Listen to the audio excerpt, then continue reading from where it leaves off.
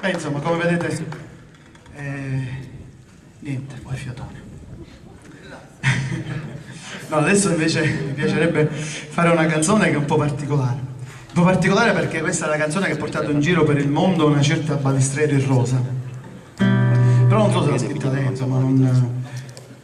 sì, sarebbe opportuno raccontare le sue mente prima. Con questa umidità c'è un po' mi è abbassata la voce, anche la...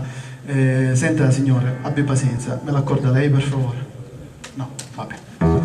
Datemi una nota a me.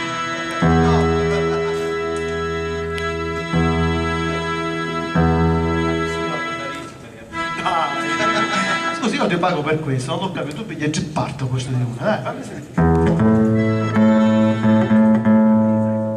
Pronto? No,